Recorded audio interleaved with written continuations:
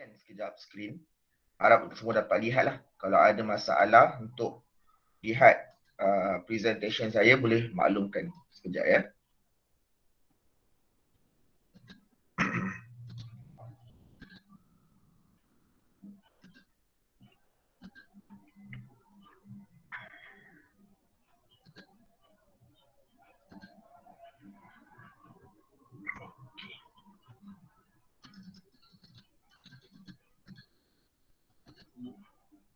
Okey, baik.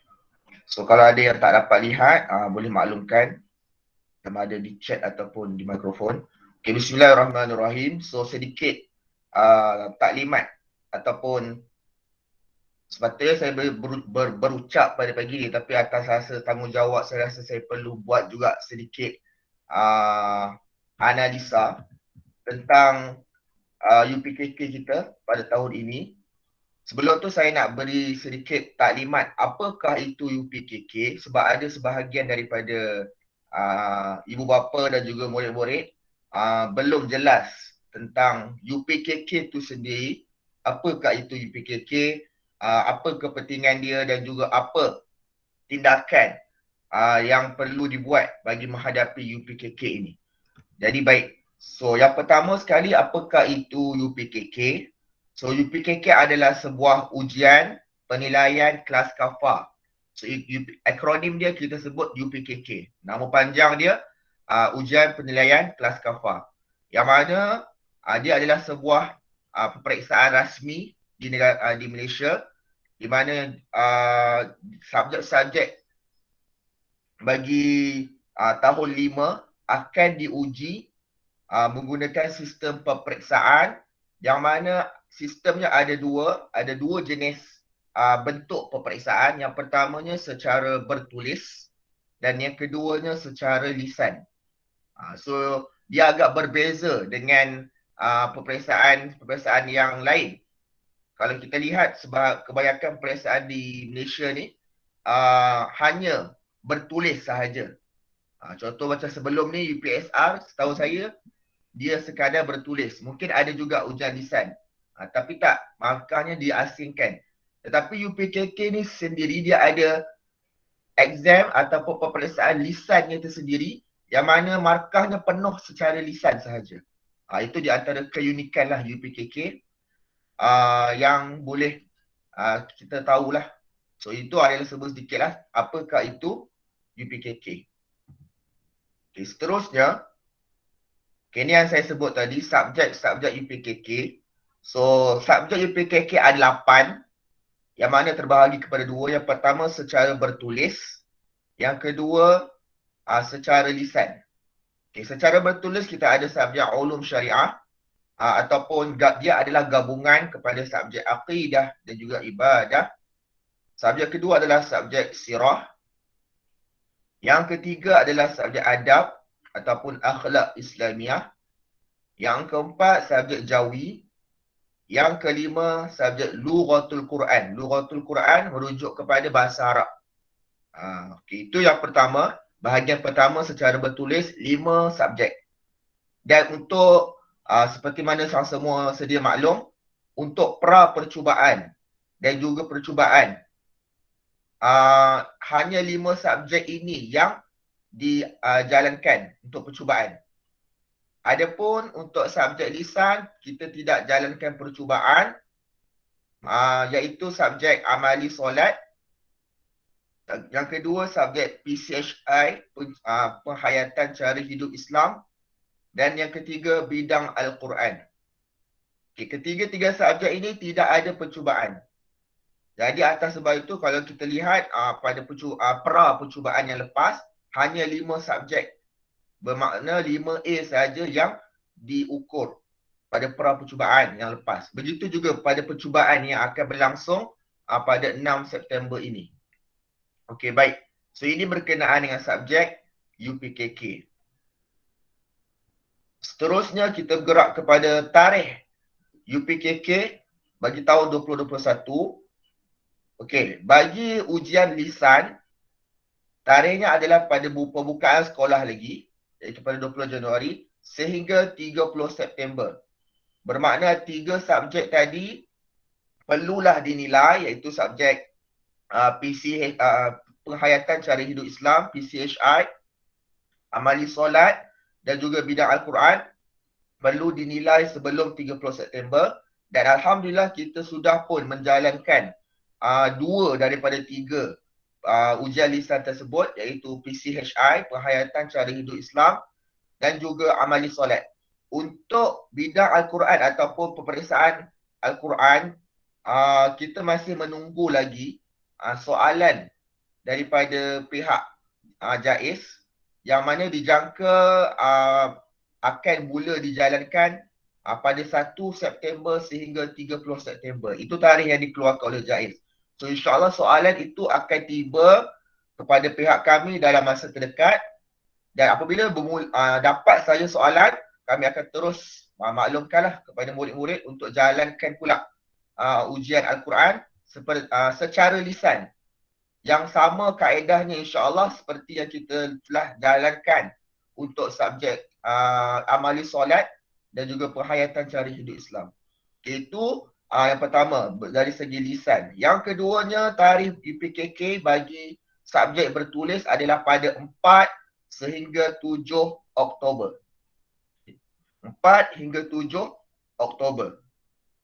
Jadi kalau kita lihat di sini terkini, pengumuman terkini daripada pihak KPM, sekolah dijangka buka pada 3 Oktober. Itu pun untuk tahun peperiksaan. Itu yang terkini lah. Jadi wallahu alam macam mana pelaksanaan ataupun tiada lagi pengumuman rasmi daripada pihak JAKIM dan JAIS berkenaan isu ini. Kami hanya diarahkan untuk bersedia dengan kedua-dua tarikh ini. So insyaAllah kami akan terus jalankan seperti apa yang telah dimaklumkan oleh pihak JAIS dan JAKIM, iaitu untuk bersedia bagi tarikh 4 hingga 7 Oktober ini. Sebarang maklumat rasmi daripada pihak berkenaan akan dimaklumkanlah. Tapi buat masa sekarang memang tidak ada. Jadi kami akan terus bersedia dengan kedua-dua tarikh ini untuk menjalankan DPJK bagi tahun 2021. Alright. Dan untuk jadual pula, sebenarnya jadual ini telah, ini jadual dia. Jadual ini telah pun diberikan pada awal tahun secara hard copy kepada murid-murid waktu tu sekolah masih dibuka. Kita dah serahkan dan juga secara soft copy juga telah diberikan di dalam WhatsApp sebenarnya. Tapi kalau andai kata ada yang terlepas, daripada memiliki jadual UPKK ini, tak mengapa, boleh maklumkan kepada guru kelas. Nanti insyaAllah guru kelas akan forwardkan balik secara soft copy. Tapi untuk pengetahuan, jadual telah diberikan sejak awal tahun lagi, hard copy dan juga soft copy. Tetapi tak boleh diminta semula kepada guru kelas andai kata terlepas pandang dan sebagainya. Okay, baik. So kalau kita rujuk pada jadual yang saya tunjukkan ini, so kita dah selesai amali solat, Alhamdulillah.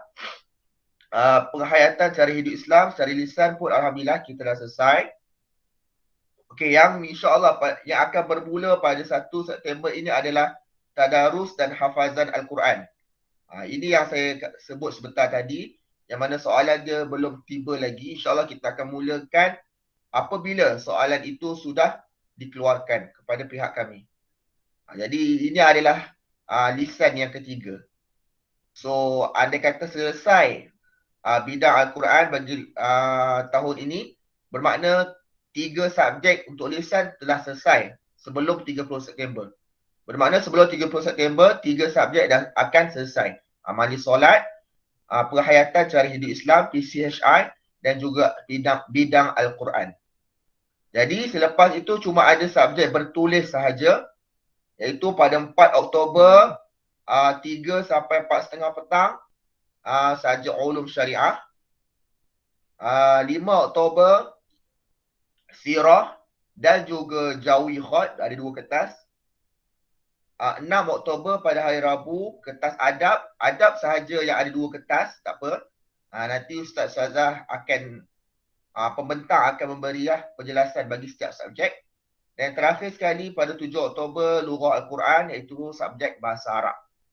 Ini andai kata jadual ini tidak ada pada tangan tuan-tuan dan puan-puan serta murid-murid sekalian, boleh maklumkan kepada guru kelas masing-masing untuk dapatkan semula bagi rujukan masing-masing, insyaAllah.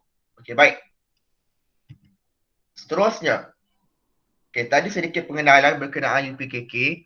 So, sekarang ni saya nak bergerak kepada sedikit analisa pra percubaan UPKK yang telah kita jalankan pada 12 sehingga 16 Julai yang lepas, di mana markah dan juga slip peperiksaan sebenarnya dah diletakkan di Dewan. Jadi kepada ibu bapa ataupun kepada murid-murid yang belum lagi mengambil, boleh ambil terus di Dewan slip keputusan berserta dengan kertas jawapan yang telah ditanda di Dewan. Mengikut kotak masing-masing lah. Kalau tahun 5, kotak tahun 5. Kalau tahun 6, kotak tahun 6. Ini adalah maklumat bagi yang belum lah, sebab ada sebahagian lagi yang belum mengambil slip dan juga kertas jawapan. So, sedikit analisa yang telah dibuat kepada peperiksaan pra percubaan di PKK yang lepas, iaitu ini dia sedikit maklumat yang mana bilangan calon UPKK di Kafah Integrasi Asia Kerim pada tahun ini adalah seramai 56 orang, meliputi murid tahun 5 dan juga tahun 6. Dan ini adalah keputusan yang kita perolehi pada pra percubaan yang lepas, yang mana hanya seorang murid. So total 5A saja seperti yang saya sebut, sebab kita hanya jalankan bagi subjek-subjek bertulis. Tidak ada percubaan untuk subjek-subjek lisan. Jadi kalau kita lihat yang dapat murid yang mendapat 5A hanya seorang. Yang mendapat 4A ada 4 orang. Yang mendapat 3A 9 orang. Yang mendapat 2A 14 orang. Yang mendapat 1A 8 orang. Dan yang tidak ada A adalah yang paling ramai setakat ni, iaitu 21 orang. So apa tindakan? So selepas sahaja keputusan ini dikeluarkan, kami telah bermesyuarat sesama guru dan juga bersama dengan pihak pengurusan HQ untuk beberapa gerak kerja melihatkan kepada keputusan ini. Kami percaya perlu ada sebuah gerak kerja untuk kita tingkatkan. Pertama sekali pada percubaan UPKK akan datang ni, iaitu pada 6 September. So, insya-Allah beberapa gerak kerja pihak sekolah yang telah dirancang dan ada sebahagian pun telah dilaksanakan. Okey. 4 kesemuanya setakat ini yang kami telah dan kami akan jalankan bagi persediaan murid-murid bagi menghadapi UPKK. Yang pertama sekali hari inilah, iaitu kita adakan perjumpaan ibu bapa. Yang mana fokus perjumpaan hari ini ada 2. Yang kedua, kita nak tengok sedikit analisa daripada setiap subjek keputusan yang diperolehi oleh murid-murid. Dan yang kedua, guru-guru akan membentangkan bagi setiap subjek tersebut secara ringkas bentuk soalan dan juga tindakan yang perlu dilakukan oleh murid-murid bagi untuk skor subjek tersebut. Saya ulang, fokus perjumpaan kita pada hari ini ada 2. Yang pertama adalah analisa kepada keputusan bagi setiap subjek. Dan yang keduanya adalah fokus kepada bentuk soalan dan juga how to tackle the question. Maksudnya macam mana cara untuk murid menjawab soalan bagi subjek tersebut. Itu yang akan dibentangkan oleh setiap guru-guru UPKK pada hari ini selepas pembentangan daripada saya. So ini adalah gerak kerja pertama yang sedang berjalan. So kita harap selepas sahaja daripada perjumpaan hari ini, ibu bapa dan juga murid jelas subjek UPKK, bentuk soalan UPKK dan juga cara untuk memahami dan menjawab soalan-soalan UPKK secara ringkas, insya-Allah. Okey, baik. Itu yang pertama, gerak kerja daripada pihak sekolah. Yang kedua, iaitu kelas tambahan hari Sabtu. Okey. Untuk pengetahuan, bermula minggu lepas, kita telah pun memulakan kelas tambahan hari Sabtu. Bagi mungkin ada yang terlepas, boleh rujuk balik kepada grup ataupun tanya saya kepada guru kelas.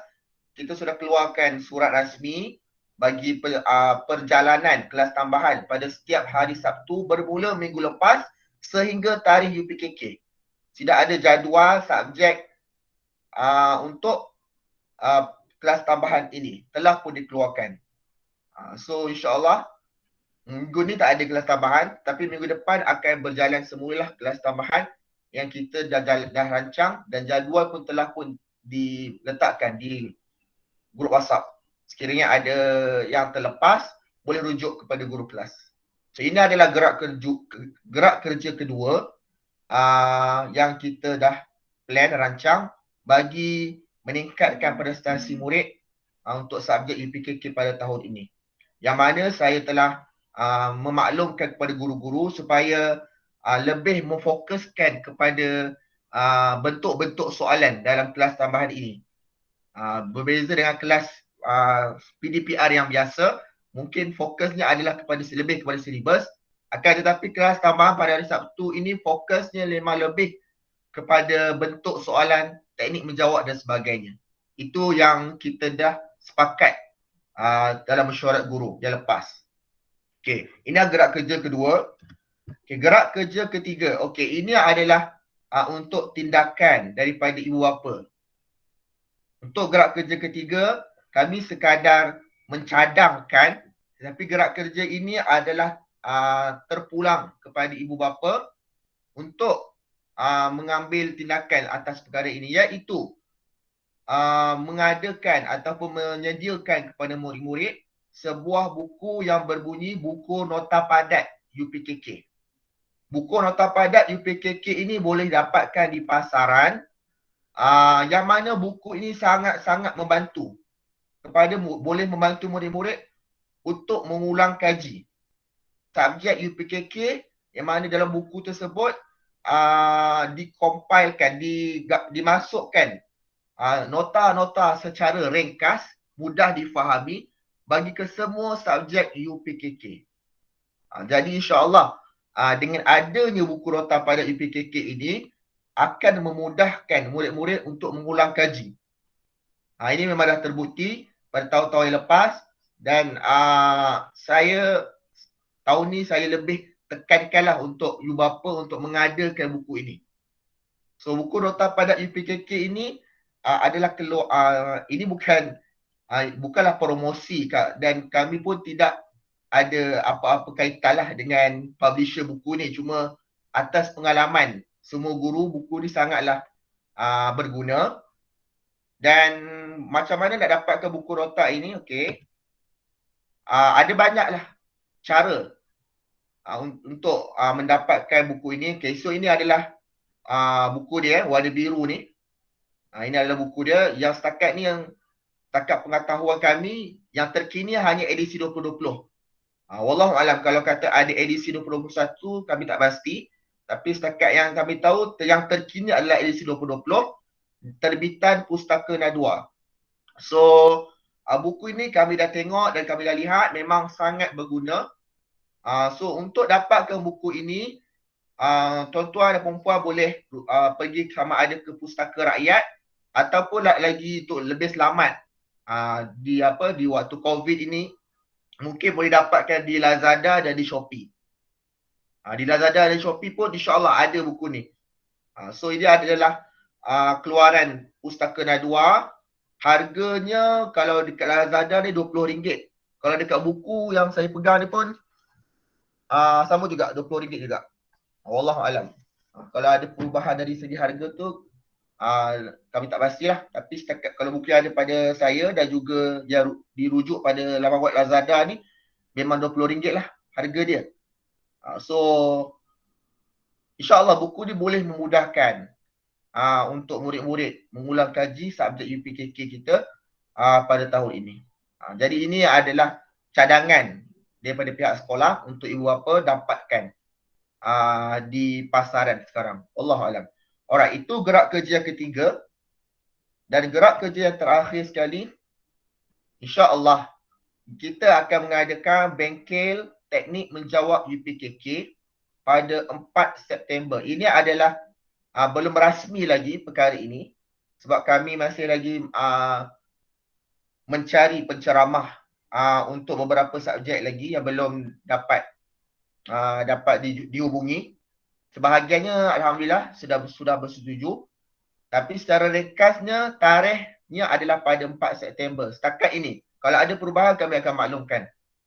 So, bengkel teknik menjawab UPKK ini akan dijalankan pada 4 September yang mana pihak sekolah telah pun menjemput beberapa penceramah pakar bagi subjek-subjek UPKK untuk membentangkan teknik mudah untuk menjawab UPKK. So insyaAllah akan maklumat rasmi seterusnya akan diberi kepada ibu bapa lah. So kita penceramahnya insyaAllah mungkin kebanyakan daripada luar. Kalau beberapa subjek tu mungkin juga ada di dalaman. So insyaAllah pada 4 September. Dan mungkin juga ada beberapa subjek itu tarikhnya bukan satu. Sebab mungkin ada beberapa subjek itu dijalankan secara berkala.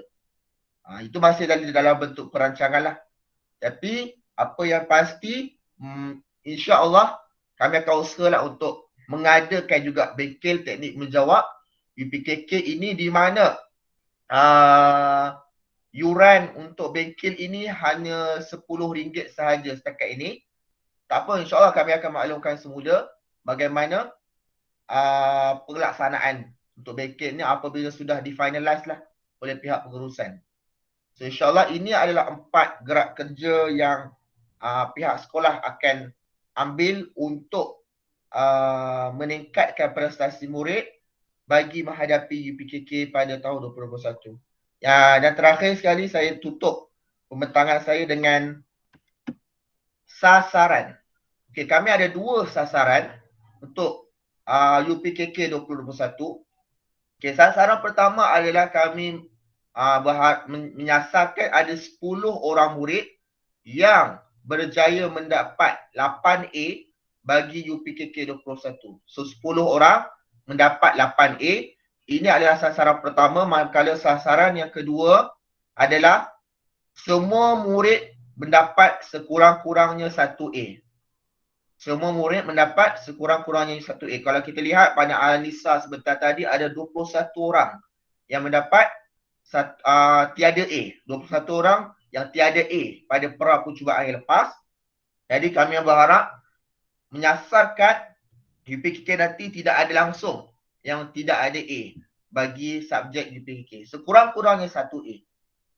Dan 10 orang mendapat 8A daripada 56 orang calon UPKK di Kafah Integrasi Asyakirin Taman Ceras Utama. Wallahu alam. Itu serba sedikit pembentangan daripada saya mewakili ketua guru. InsyaAllah pembentangan secara subjek akan berjalan selepas ini. Dan selepas selesai kesemua pembentangan, insyaAllah kami akan sediakan sedikit ruang untuk Q&A kepada ibu bapa sekiranya ada. Dan selepas itu kita akan tamatkanlah program. So insyaAllah lepas ni kita akan dengar pembentangan daripada kelima-lima subjek bertulis daripada guru-guru yang telah ditugaskan. Wallahu alam. Itu sahaja daripada saya mewakili pihak guru, sedikit analisa dan taklimat UPKK. Saya serahkan semula kepada pengerusi majlis. Wassalamualaikum warahmatullahi wabarakatuh. Waalaikumsalam warahmatullahi wabarakatuh. Terima kasih kepada Al-Fadhil Tuan Guru Besar Ustaz Muhammad Haikal bin Abdul Hamid atas beberapa penerangan berkenaan dengan UPKK sebentar tadi. Baik, seterusnya saya menjemput guru yang akan membentangkan bagi subjek adab insya-Allah. Falyatafaddal mashkura.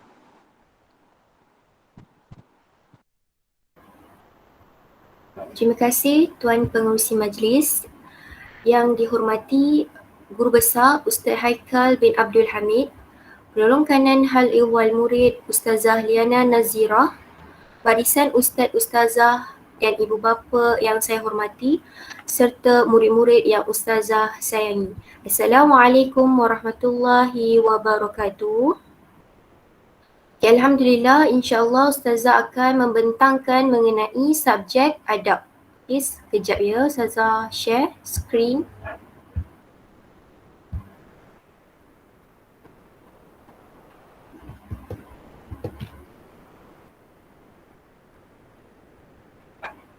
Okay, baiklah, untuk pembentangan peperiksaan UPKK pada hari ini iaitu subjek adab bersama dengan Ustazah Syafira. Okey, baiklah, untuk pengetahuan ibu bapa dan juga murid-murid, okay, analisa UPKK subjek adab, Alhamdulillah seramai 56 orang murid yang menduduki peperiksaan UPKK dan seramai 32 orang murid Alhamdulillah telah berjaya mendapat A. Manakala B 13 orang, C 2 orang, D 2 orang dan juga E 6 orang serta tidak hadir seorang. Yang lulus Alhamdulillah 49 orang manakala gagal 7 orang. Dan mengikut peratus seramai 87.5%. Baiklah. Untuk B, C dan juga D, insya-Allah kita sama-sama usaha untuk mempertingkatkan lagi markah. Untuk C, boleh usaha untuk dapat B, manakala B, Ustazah yakin awak semua boleh mendapatkan A. Tak ada masalah sebenarnya ya. Untuk subjek adab ni, dia adalah kehidupan seharian kita. Okay, kehidupan seharian kita manakala kita boleh melalui pengalaman yang kita ada, kita boleh menjawab peperiksaan sebenarnya dengan mudah insya-Allah. Manakala yang gagal, kita usaha ya, ustaz-ustazah serta awak serta ibu bapa boleh usaha untuk yang gagal ini supaya tidak gagal, sekurang-kurangnya tidak gagal dan boleh untuk lulus dengan teknik-teknik yang akan dipelajari insya-Allah. Baiklah, untuk subjek adab, hanya subjek adab sahaja yang mempunyai 2 kertas. Okay, hanya subjek adab mempunyai 2 kertas. Kertas yang pertama iaitu 50 markah, setiap satu soalan, okay, 1 markah, jadi ada 50 soalan. Kertas yang kedua mengandungi 50 markah juga. Jadi total kedua markah ini adalah 100 yang akan dicampurkan. Baiklah, kertas yang pertama adalah struktur. Kertas pertama struktur, manakala kertas yang kedua adalah subjektif. Baiklah, kita masuk kepada bentuk soalan adab, kertas pertama dan juga kertas yang kedua. Kertas pertama adalah struktur di mana jawapan telah disediakan. Okay, jawapan semua telah disediakan. Murid hanya tinggal memilih jawapan dan letakkan di tempat yang disediakan. Antara bentuk soalan struktur adalah objektif, isi tempat kosong, betul dan salah serta padanan. Ini adalah struktur di mana jawapan telah disediakan. Manakala kertas kedua iaitu subjektif, iaitu jawapan tidak disediakan, hanya ada soalan di mana murid boleh menunjukkan kebolehannya dengan mengeluarkan idea yang mereka telah pelajari untuk menulis semula di ruangan yang disediakan. Jadi subjektif tidak mempunyai jawapan, sebaliknya bergantung kepada murid tersebut.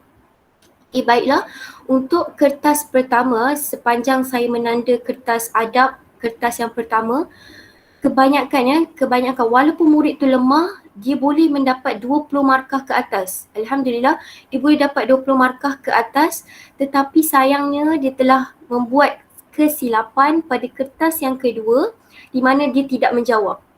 Sayang ya, sebenarnya kertas kedua ni lah sebenarnya peluang kepada murid-murid untuk menjawab dengan teknik yang betul, sebenarnya boleh dapat jawapan yang betul. Itu kertas yang kedua. Kertas pertama Ustazah yakin awak semua boleh buat yang terbaik, cuma kertas yang kedua perlu dibaiki. Kertas pertama, kita masuk pula. Kertas yang pertama 50 soalan. Kertas yang kedua 5 soalan besar. Okay, 5 soalan yang besar mempunyai tajuknya. Satu soalan mengandungi 10 markah. Okay, bawah-bawahnya tu ada soalan-soalan lain. Jadi murid wajib menjawab ke semua soalan tersebut. Ini pun berlaku kesilapan kepada murid yang pandai. Okay, murid yang pandai dia ingat kena jawab 3 soalan je. Sedangkan kena jawab ke semua soalan. Okay, daripada dia boleh dapat A, tiba-tiba dia dapat B. Kita tak nak perkara tersebut terjadi. Jadi ingat subjek adab saja, okay, semua soalan kena jawab. Tak ada pilihan, okay, tak ada pilihan kena jawab 3 ataupun 2. Kena jawab semua soalan kertas 1 dan juga kertas 2. Okay, 5 soalan besar ni, satu soalan yang besar mengandungi 10 markah. Rugi sangat-sangat ya kehilangan markah di sini. Okay, pastikan murid-murid menjawab ke semua soalan berikut. Baiklah, kita masuk kepada perkara penting. Bagaimana kita nak skor kertas kedua subjek adab. Okay. Subjek adab ini sahaja soalan yang akan keluar. Okay, dia tak akan lari kepada soalan yang lain. Iaitu pengertian, adab, cara ataupun ciri, fadilat, akibat dan juga hikmah. Okay, pengertian ni memang bergantung pada buku teks ataupun mengikut kefahaman murid-murid yang sama seperti buku teks. Manakala adab, cara dan ciri adalah kehidupan seharian kita sebenarnya, pengalaman kita dalam kehidupan seharian kita. Contohnya tajuk adab menziarahi orang sakit. Okay, kita pernah berjumpa dengan orang yang sakit, kita pernah menziarahinya. Jadi apa ada adabnya? Kita boleh fikir sebenarnya, kita bawa buah tangan, betul tak? Jadi ini semua adalah kehidupan seharian kita, pengalaman kita. Jadi dengan itu murid-murid boleh menjawab. Okay, kalau tak terlupa nak baca tajuk tu, ingat balik kehidupan seharian kita, pengalaman kita mengenai tajuk tersebut. Seterusnya, fadilat, akibat dan juga hikmah. Jawapannya sentiasa berulang murid-murid. Murid-murid kadang tak perlu pun berfikir sebenarnya sebab jawapannya sentiasa berulang-ulang. Okay, boleh tengok dekat mana-mana tajuk sekalipun, jawapannya sentiasa berulang. Contohnya, okay, dikasihi ataupun dirahmati oleh Allah dan Rasul. Inilah jawapan yang sentiasa berulang-ulang. Okay, itu fadilat. Akibat dia kata lawan je. Okay, dimurkai Allah dan Rasul. Jadi jawapannya berulang-ulang. Jadi murid yang lemah pun tak perlu fikir panjang. Kalau nampak perkataan fadilat, nampak perkataan akibat, dah boleh tulis dah jawapan tersebut. Sebab jawapannya sentiasa berulang. Jadi dekat markah dekat sini sebenarnya markah bonus je. Okay, markah bonus, murid-murid boleh menjawab dengan mudah. Adab, cara dan ciri kehidupan seharian. Ingat balik kehidupan seharian awak. Okay, tentang tajuk tu macam mana kan. Jadi awak boleh menjawab dengan mudah. InsyaAllah, Ustazah yakin dan percaya awak semua adalah murid-murid yang bijak pandai. Boleh menjawab insyaAllah. Pengertian, ingat semula kefahaman awak ataupun bergantung kepada buku teks. Jadi, alhamdulillah, semoga Allah permudahkan segala urusan kita dan berkat daripada usaha, berkat daripada ustaz-ustazah awak usaha sebaik mungkin dan juga awak sendiri yang usaha, dan kita minta berdoa kepada Allah Subhanahu Wa Taala serta kita bertawakal setelah kita berusaha sebaik mungkin insya-Allah. Semoga Allah permudahkan segala urusan kita menjawab, dilancarkan urusan kita menjawab peperiksaan dan memberikan yang terbaik buat kita insya-Allah. Itu sahaja daripada Ustazah. Jadi saya serahkan semula kepada pengerusi majlis. Terima kasih diucapkan kepada Fadilatu Ustazah Syafira atas pembentangan bagi subjek adab. Baiklah, seterusnya saya menjemput guru yang akan membentangkan bagi subjek ulum syariah. Falyatafaddal mashkur. Bismillahirrahmanirrahim. Yang saya muliakan guru besar Ustaz Haikal serta barisan kepimpinan sekolah, yang saya hormati ibu bapa dan yang saya kasihi sekalian, murid-murid. Baik, saya akan membentangkan yakni berkaitan dengan subjek ulum syariah. Kita akan melihat secara ringkas iaitu subjek ulum syariah UPKK. Baik.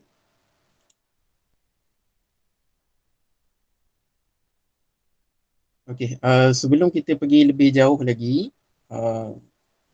kita lihat terlebih dahulu iaitu analisa, okey, iaitu yang pada baru-baru ni, percubaan UPKK baru-baru ni, dilihat ulum syariah yang mendapat A adalah seramai 12 orang, manakala B adalah seramai 26 orang, C adalah 7 orang, D 3 orang, manakala E seramai 7 orang dan yang tidak hadir adalah seorang.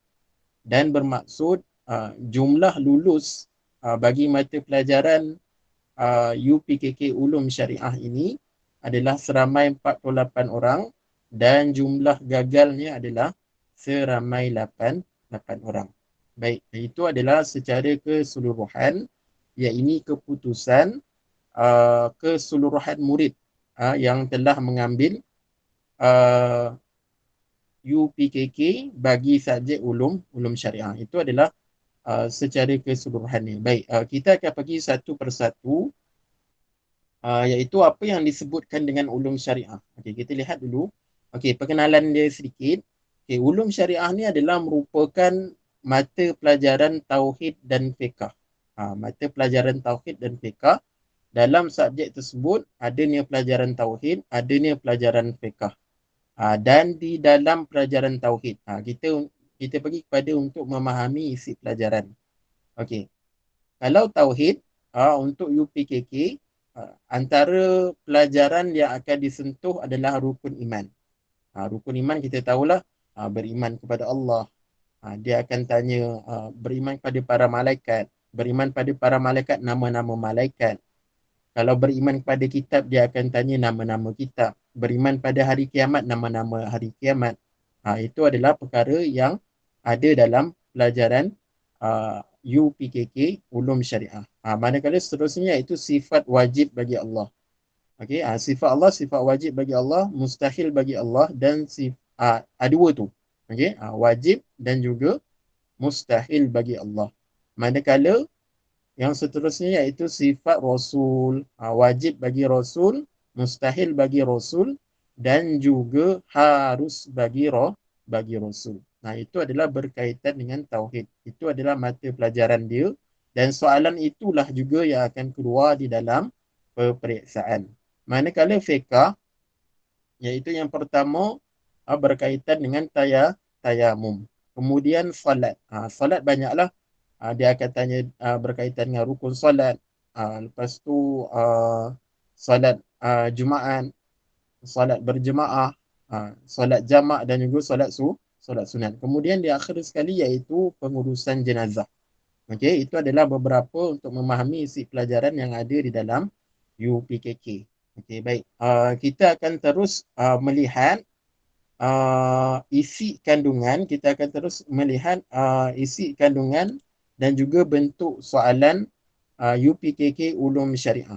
Apa yang boleh saya sebut, Ulum Syariah ni dia tidak seperti soalan PSRA. PSRA soalan tauhidnya, fiqahnya memang akan menguji kefahaman murid. Tetapi soalan UPKK untuk Ulum Syariah UPKK dia adalah sangat straightforward. Soalan dia sangat straightforward. Dia tak ada nak kona-kona, tak ada. Soalan dia sangat straightforward. Kalau murid tu baca, maka dia boleh jawab soalan tersebut. Bentuk soalan UPKK Ulum Syariah dia ada dua bahagian. Bahagian A iaitu tauhid, manakala bahagian B adalah ibadah. Iaitu akidah lah. Akidah dan juga ibadah. Tauhid tu akidah lah. Bahagian A akidah iaitu tauhid dan bahagian B adalah ibadah. Okay, manakala soalan tersebut, okey, yang terdiri daripada pilihan jawapan. Ni yang saya sebut sebagai tadi, iaitu soalan yang straightforward. Contoh soalan yang boleh dilihat, nombor 1 tu dia tanya, soalan wajib bagi Rasul. Soalan dia tanya, sifat wajib bagi Rasul, lepas tu tempat kosong dan diberi pilihan jawapan. Jawapan dia iaitu balah, iaitu tabligh. Kerana yang lain tu adalah sifat bagi Allah. Itu sebutnya dia sangat straightforward dan mudah untuk dijawab. Tetapi pelajar tersebut haruslah membaca buku. Ulum syariah ni perlu membaca buku. Dia perlu kepada membaca buku dan sangat straightforward. Okey, selalunya inilah bentuk soalan bagi ulum syariah. Okey, selalunya soalan 1 sampai 10 itu adalah pilihan jawapan. Manakala soalan 11 hingga yang seterusnya itu adalah betul salah, mengisi tempat kosong pun jawapan telah diberi, padankan. Itu soalan ni sangat straightforward dan sangat mudah untuk mendapat A sebenarnya. Kemudian iaitu isi tempat kosong. Isi tempat kosong dia bukan dalam macam bahasa Melayu. Bahasa Melayu dia kena jawab penuh. Manakala kalau di dalam ni dia lebih kepada fakta. Kalau dia tanya 4 nama hari kiamat, terus isi nama-nama hari kiamat tersebut. Dia tidak perlu 4 nama hari kiamat ialah sian, tak perlu. Dia tidak perlu dihuraikan. Dia terus kepada jawapan dan sangat mudah. Okay, itu adalah akidah. Ada pun sesetengah jawapan kadang-kadang telah diberi di soalan-soalan yang lepas. Itu kaedah dia untuk mendapatkan jawapan yang ada dalam tempat kosong ni, mengisi tempat kosong ni, kadang-kadang jawapannya telah diberi pada soalan-soalan yang lepas. Okey, soalan yang lepas ni kadang-kadang berada di di kawasan ni, iaitu nombor 1 hingga nombor 10 tu kadang-kadang dah ada jawapan bagi soalan-soalan yang di bawah ni. Bergantung pada soalan, bentuk soalan serta soalan yang diberikan kebanyakan tahunnya lebih kurang sama. Cuma kadang-kadang diubah ayatnya, dan yang masuk pun dia jarang masuk soalan-soalan yang susah nak jawab. Sebagai contoh, solat jamak. Solat jamak dia takkan keluar dalam 4 soalan, dia takkan keluar. Selalu solat jamak dia akan keluar dalam 1-2 soalan saja. Okey, baik. Itu berkaitan dengan bentuk soalan. Begitu jugalah dengan bentuk soalan bahagian ibadah. Okey, bahagian ibadah kita pergi pada bahagian B. Sama juga seperti bahagian akidah tu tadi. Tetapi berbezanya adalah bila mana di akhir bahagian ibadah tersebut. Yang mana selalunya soalan yang akhir itu, bahagian yang akhir itu iaitu soalan 56 hingga ke 50. Selalunya dia akan minta hukum dan juga alasan. Soalan inilah yang memerlukan kepada pelajar tu faham betul berkaitan dengan tajuk-tajuk yang telah dia pelajari. Sebagai contoh, kita boleh lihat yang saya share tu, iaitu pada soalan 56 tersebut, Ali beruduk tanpa menyapu air di kepala dengan sengaja dan terus menunaikan solat asar. Apakah hukum solat asar Ali? Kalau yang ni dia kena lihat berbalik kepada rukun wuduk lah. Itu sebutnya. Cuma soalan ni saja yang akan menguji kefahaman murid, iaitu 56 hingga 60. Bahagian akidah dia sangat straightforward. Itu dia jawapan dia tidak menguji sangat kefahaman. Tetapi manakala bahagian ibadah, okey, soalan yang terakhir selalunya iaitu 56 hingga 60. Yang lain semua straightforward ibadah. Dan soalan yang terakhir sekali 56 hingga 60 dia memang akan menguji kefahaman murid. Bentuk soalan dia memang sama. Begitulah, ini adalah soalan contoh daripada tahun 2019, 2020 tak ada sebab COVID.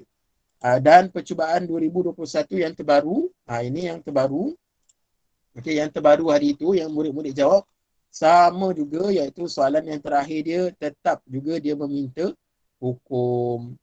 Okey, jadi soalan terakhir dia, bahagian yang terakhir sekali, dia meminta hukum. Dia akan menguji kefahaman murid. Jadi Untuk kesimpulan daripada ulum syariah yang perlu diambil tahu, yang perlu diambil perhatian, yang pertama iaitu ulum syariah merupakan soalan yang straightforward, baik daripada akidah dan baik daripada ibadah, kecuali bahagian terakhir ibadah yang mana dia akan 4 soalan yang akan menguji kefahaman murid. Yang keduanya, bila mana dah soalan tersebut straightforward, maka apa yang boleh dibuat, tips yang boleh dibagi pada murid adalah yang pertama, dia kena membaca buku. Dah tak ada lain dah, memanglah mana-mana ujian tu kena membaca buku. Dia perlu membaca buku. Dan yang keduanya, dia perlu memahami. Untuk fiqh, iaitu ibadah, dia perlu memahami betul-betul soalan tersebut dan situasi. Sebab di akhir tersebut, soalan dia akan meminta hukum dan juga alasan. Okey, jadi itulah beberapa kesimpulan. Saya harap apa yang saya cuba sampaikan ini dapatlah diambil dan juga dapat difahami oleh ibu bapa dan juga murid-murid. Sekiranya ada persoalan boleh ditanya pada akhir ni nantilah, akhir program ni. Sekarang kumpul dulu. Boleh tanya soalan nanti di akhir nanti. Sekiranya saya tidak boleh jawab, mungkin guru-guru lain boleh jawab. Wallahu a'lam, saya serahkan semula kepada pengerusi majlis. Okay, terima kasih kepada Al-Fadhil Ustaz Azami atas pembentangan bagi subjek ulum syariah. Baik, seterusnya saya berjemput guru yang mengajar, guru yang akan membentangkan bagi subjek sirah. Dengan segala hormatnya dipersilakan. Falyatafaddal mashkura.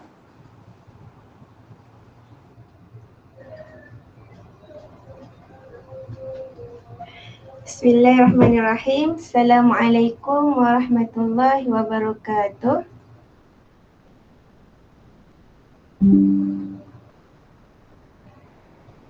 Terima kasih kepada pengerusi majlis. Yang saya hormati Guru Besar Ustaz Haikal, barisan guru-guru serta ibu bapa sekalian. Okay, InsyaAllah hari ini saya akan present tentang UPKK Sirah. Okay, kita tengok pada analisis keputusan percubaan yang diadakan pada bulan lepas. Jumlah pelajar yang terlibat adalah seramai 56 orang yang mendapat grade A iaitu 2 orang sahaja, grade B 23 orang, grade C 15 orang, grade D 7 orang, grade E 8 orang, tidak hadir seorang, lulus seramai 47 orang dan gagal iaitu 9 orang. Dan target kita untuk percubaan UPKK ni, kita akan target untuk grade A skor lebih ramai dan kita akan cuba hapuskan grade E ataupun yang gagal. Okay, next. Bentuk soalan UPKK untuk subjek sirah. Dia ada 2 bahagian iaitu bahagian A dan bahagian B. Bahagian A iaitu sebanyak 40 markah. Soalan 1 sehingga 10 iaitu soalan objektif iaitu bulatkan jawapan yang betul. Soalan 11 hingga 15 iaitu padankan. Soalan 16 hingga 20 iaitu gariskan pada jawapan yang betul. Soalan 21 hingga 25 iaitu isi tempat kosong.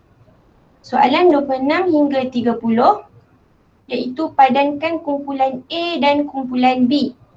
Dan soalan 31 hingga 40 iaitu tandakan right pada pernyataan yang betul dan pangkah pada pernyataan yang salah. Untuk bahagian A ada 40 soalan dan wajib jawab semua soalan. Kemudian untuk bahagian B ada 60 markah. Dia ada 4 soalan. Bagi soalan 1 dan soalan 3, ia baca dan jawab soalan berdasarkan petikan. Pelajar kena baca petikan itu dahulu, kemudian pelajar boleh jawab. Jawapan ada di dalam petikan. Kebanyakan pelajar boleh skor untuk bahagian B, untuk soalan 1 dan soalan 3 ni. Sebab jawapannya ada di dalam petikan. Untuk soalan 2 dan soalan 4, soalan berdasarkan fakta dan kefahaman. Nak tak nak, pelajar memang kena baca sebab dia melibatkan fakta. Okey, 4 soalan di bahagian B ni, para pelajar wajib juga jawab semua soalan. Kiranya bahagian A dengan bahagian B, pelajar kena jawab semua soalan. Okey, untuk tips cemerlang sirah yang pertama sekali, para pelajar digalakkan untuk ada nota padat. Boleh didapati di kedai buku ataupun di Shopee ataupun Lazada seperti yang Ustaz Haikal beritahu tadi. Kemudian yang kedua, banyakkan membaca. Nak tak nak pelajar memang kena baca sebab sirah ni melibatkan fakta. Okay? Kena baca dan fahamkan. Yang ketiga, banyakkan latihan pasya. Sebabnya latihan pasya ni soalan dia berulang-ulang, bentuk soalan dia sama je. Yang keempat, jawab soalan dengan teliti. Para pelajar kena baca soalan betul-betul. Sebabnya kebanyakan pelajar tidak menjawab soalan, tidak menjawab kepada persoalan. Okey. Dan yang terakhir iaitu semak jawapan berulang kali. Jika dah habis jawab, pelajar wajib, bukan digalakkan, wajib menyemak semula jawapan yang ditulis. Takut-takut ada yang tertinggal kan.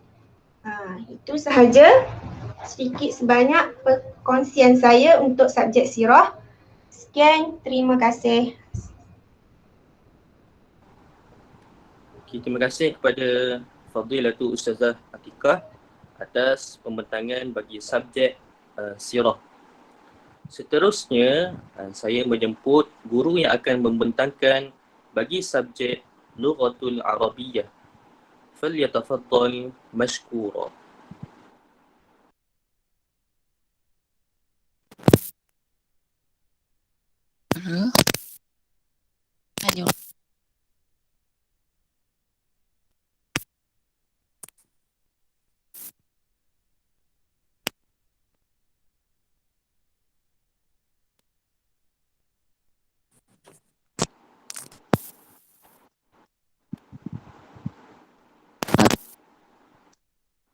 Ustazah tak dengar apa? Tak dengar suara. Bismillahirrahmanirrahim. Okey, terima kasih diucapkan kepada Tuan Pengerusi Majlis, Ustaz Amar. Yang berbahagia Ustaz Haikal selaku guru besar Kafah Asyakirin. Yang berusaha guru penolong kanan 1 Ustazah Syafira. Barisan guru-guru serta ibu bapa yang dihormati sekalian. Baiklah, sebentar ya.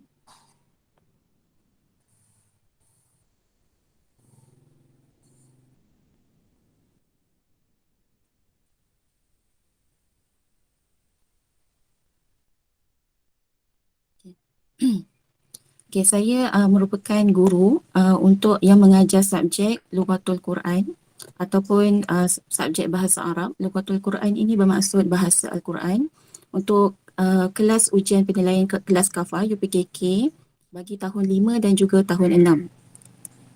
Okay, ini sedikit analisis daripada peperiksaan sebelum ini, iaitu daripada peperiksaan pra percubaan UPKK 2021. Bilangan pelajar yang telah mengambil peperiksaan pra UPKK adalah seramai 56 orang, yang mendapat grade A adalah sebanyak 7 orang dan mendapat grade B paling ramai iaitu sebanyak 19 orang, manakala grade C kedua tertinggi iaitu 16 orang dan yang ketiga tertinggi adalah grade D iaitu 13 orang dan seorang yang tidak hadir. Jadi grade dia adalah 7 orang mendapat grade A iaitu markah daripada 80% sehingga 100%.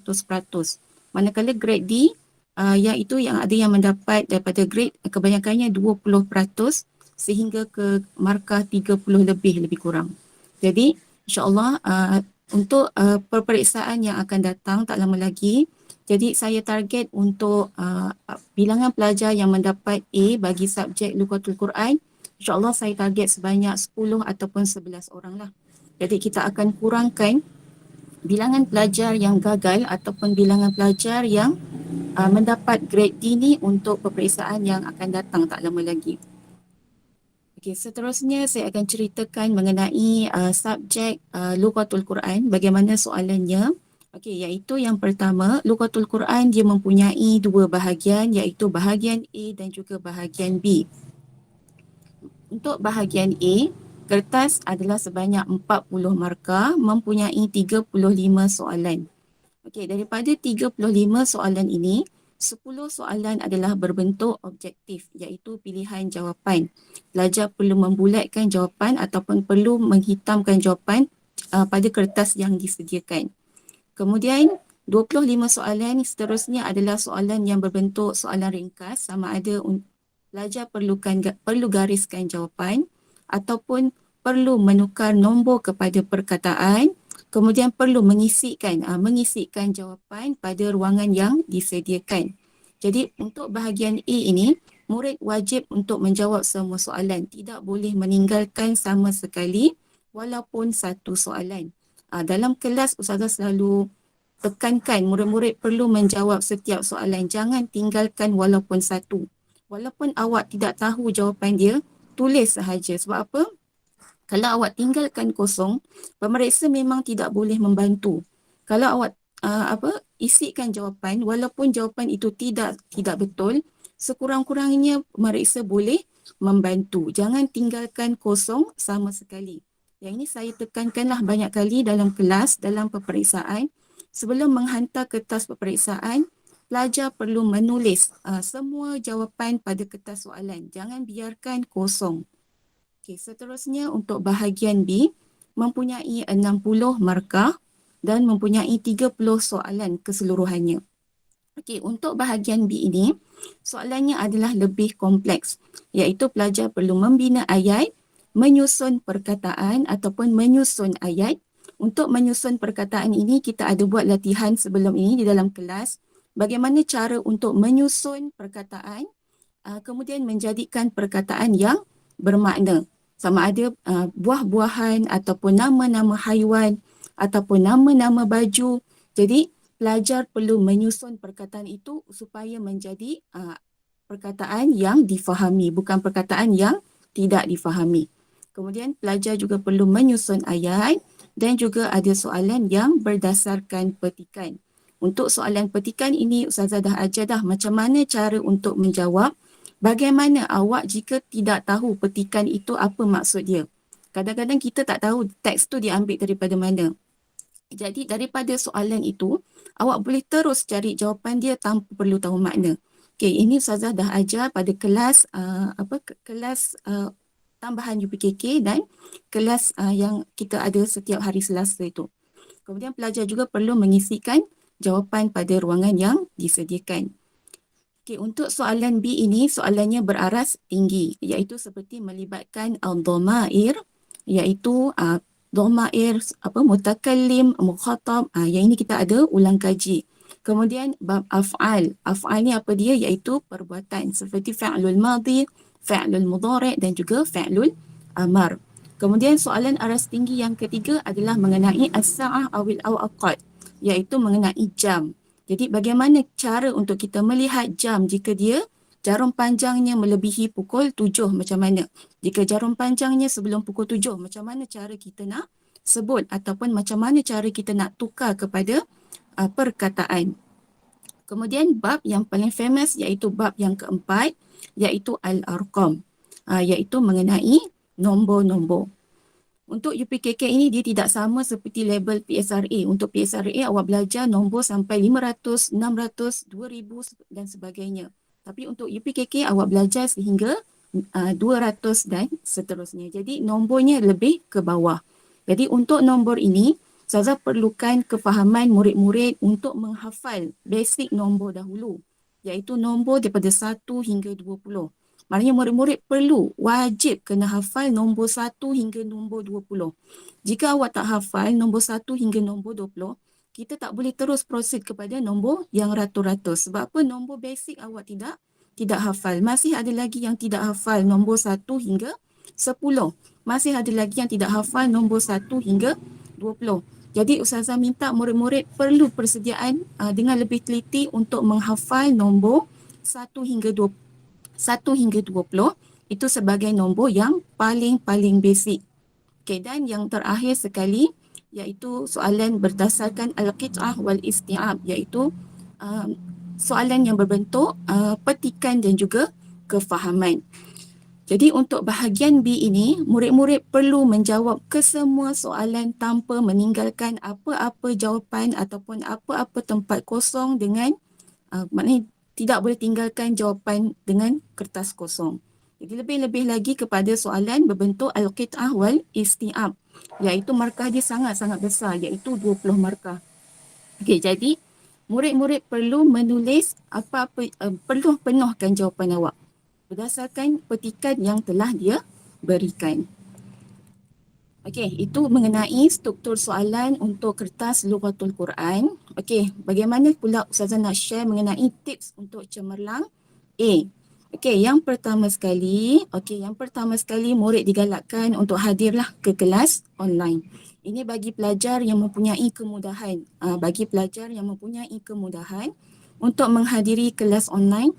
Jadi Ustazah galakkan untuk awak join kelas online berbanding dengan melihat nota ataupun Ustazah ada record supaya apa? Kelas online ni supaya Ustazah boleh detect bagi murid-murid yang tidak faham. Berbanding dengan awak membaca nota, walaupun Ustazah ada sediakan nota, tapi Ustazah tak boleh nak detect bagaimana awak faham dengan bentuk soalan ni. Macam mana awak faham ataupun tidak faham. Itu Ustazah galakkan murid-murid bagi yang mempunyai kemudahan untuk hadir ke kelas online. Kelas online harian ataupun kelas tambahan. Yang kedua, pelajar perlu menguasai silibus daripada tahun 3 sehingga tahun 5. Seperti yang Ustaz Haikal maklumkan, pelajar perlulah membeli buku nota ajaib, iaitu nota kumpulan nota daripada tahun 3 sehingga tahun 5 untuk subjek UPKK. Dan yang seterusnya, perbanyakkan latihan dalam bab-bab yang lemah. Okey, untuk bab-bab ini berdasarkan apa yang saya telah tanda daripada kertas pra-percubaan, kebanyakannya pelajar sangat-sangat lemah mengenai 5 soalan ini, iaitu yang pertama ad-dhamair, kemudian yang kedua al-af'al, yang ketiga al-awqat was-sa'ah, dan yang terakhir sekali al-arqam. Jadi dalam kelas Ustazah akan sentiasa banyakkan latihan untuk bab-bab yang sangat-sangat kebanyakannya pelajar sangat lemah dalam bab yang ini. Okey, seterusnya yang keempat, pelajar perlu perbanyakkan menghafal kosakata baru. Okey, kenapa kita kena hafal kosakata baru? Sebab dalam soalan awak perlu membina ayat. Bina ayat yang paling mudah, tak perlu bina ayat yang kompleks. Just bina ayat yang simple.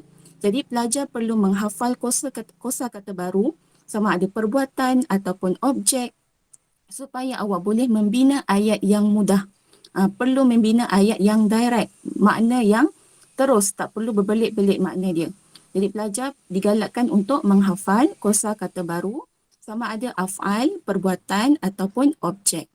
Okey, dan yang terakhir sekali yang paling penting iaitu pelajar jangan tinggalkan jawapan kosong.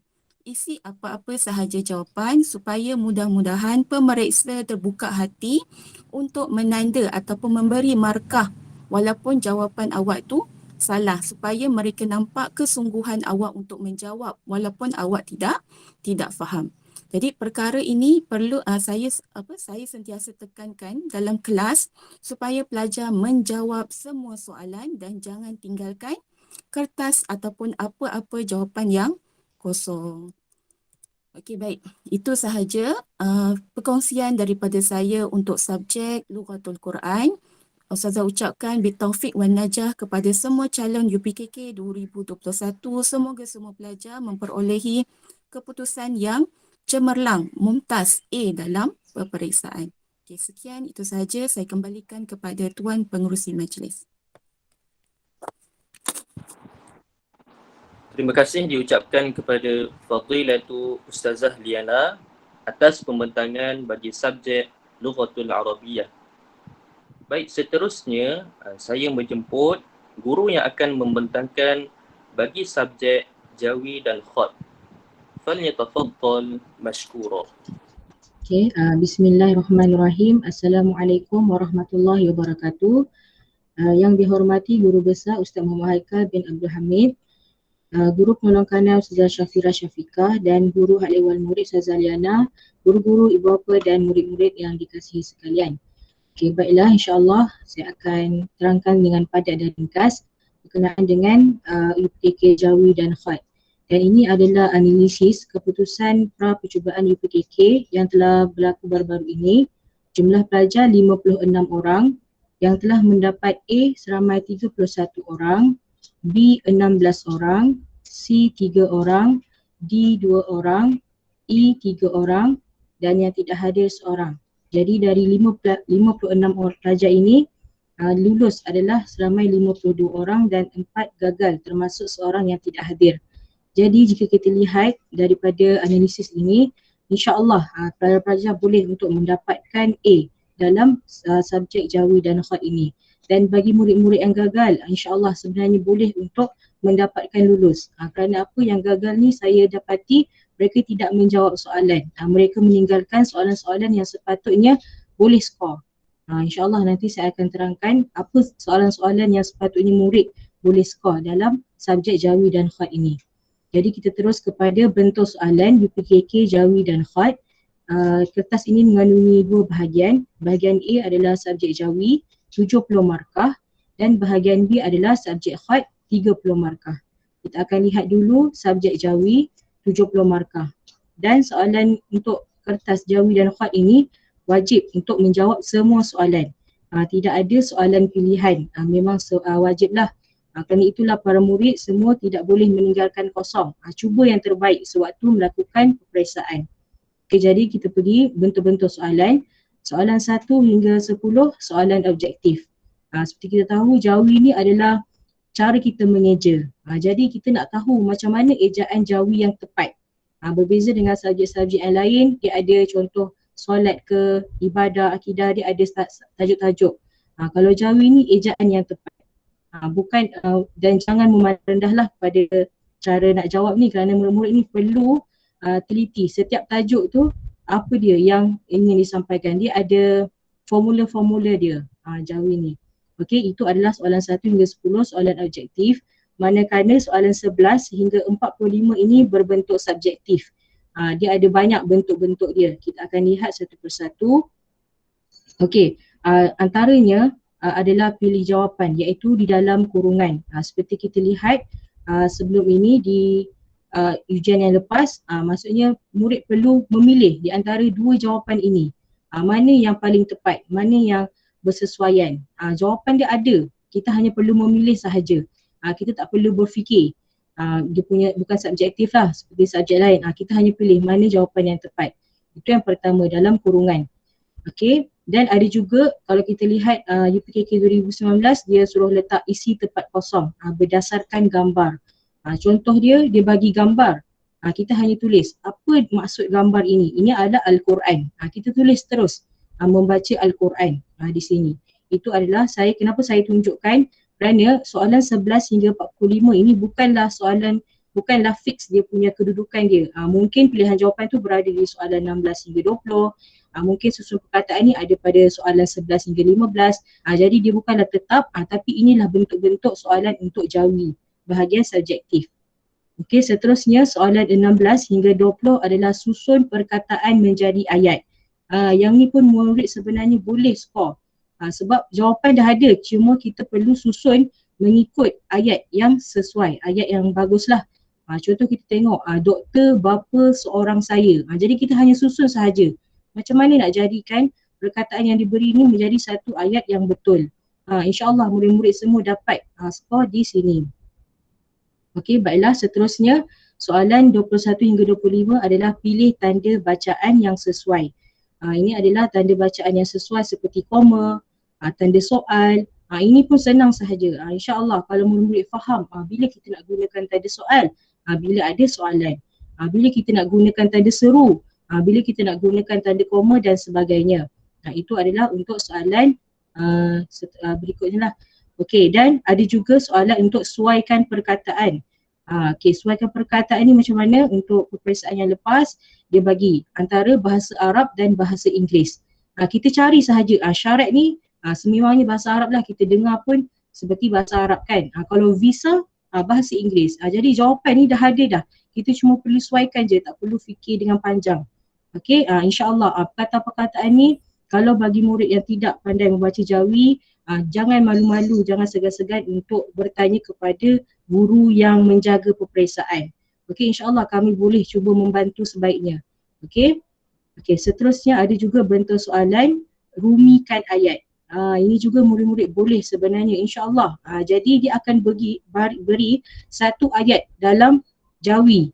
Okey, murid-murid hanya perlu tulis dalam rumi, melayukan Jawi tersebut. Ini pun insya-Allah murid-murid yang tidak boleh membaca Jawi sebenarnya mereka boleh menulis rumi. Tetapi disebabkan tidak boleh baca Jawi, cuba insya-Allah mungkin guru yang menjaga tu akan tolonglah membacakan. Mungkin boleh cuba. Okey, insya-Allah. Dan seterusnya jawikan rangkai kata. Tadi kita perlu rumikan ayat Jawi. Sekarang kita perlu jawikan dalam rangkai kata. Rangkai kata ni mestilah ada bukan satu perkataan, ada dua perkataan yang membawa maksud. Contoh bola sepak, macam mana Jawi dia. Jam tangan macam mana.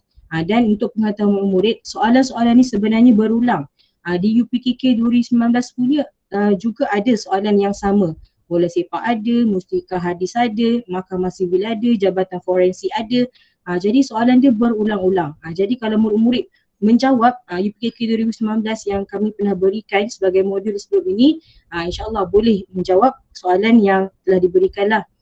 Okey, dan yang terakhir sekali adalah jawab soalan berdasarkan petikan. Yang ni lah yang saya nak katakan, jawapan dia sudah ada di dalam petikan. Murid-murid hanya perlu menulis sahaja mengikut kehendak soalan.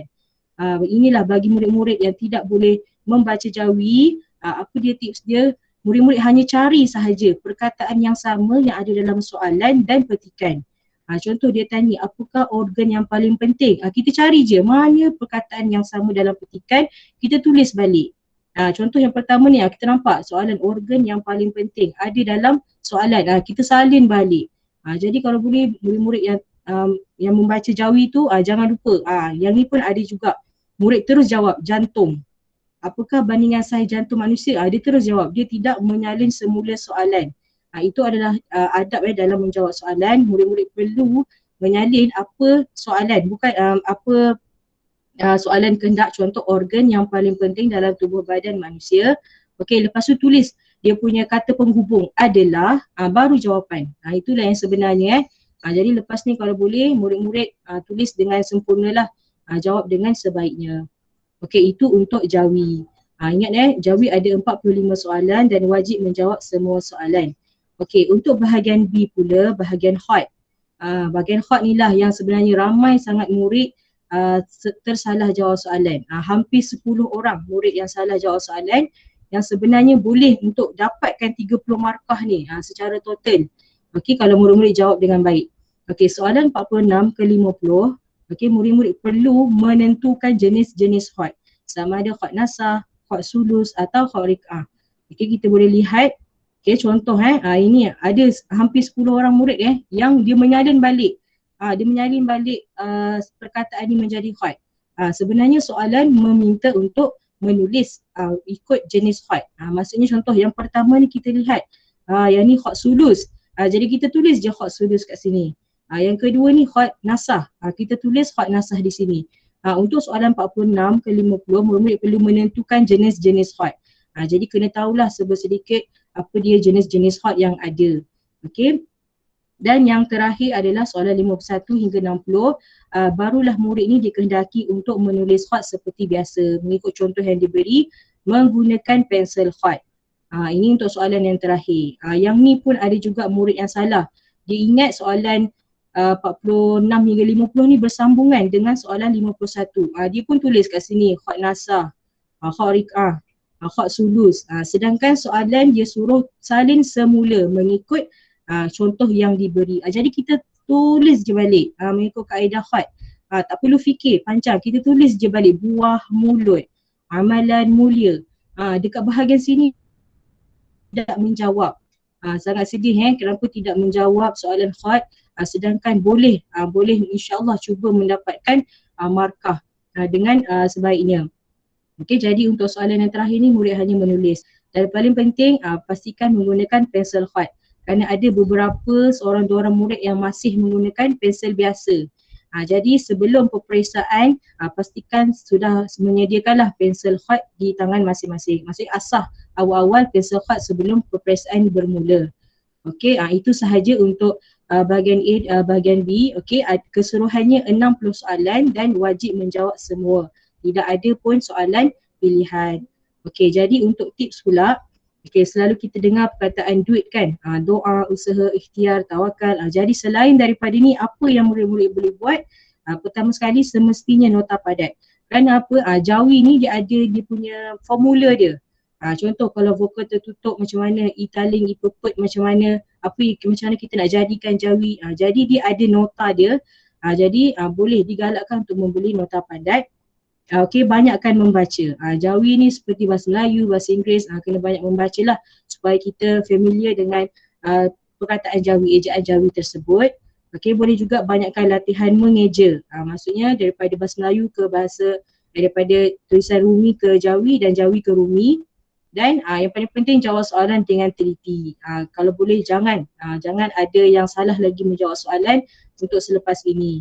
Jangan cepat habis. Bila dah habis jawab, cek banyak kali sehinggalah kita rasa puas hati. Supaya apa? Supaya kita tak menyesal bila dapat keputusan salah jawab, tertinggal kosong. Jadi kalau boleh semak jawapan berulang kali.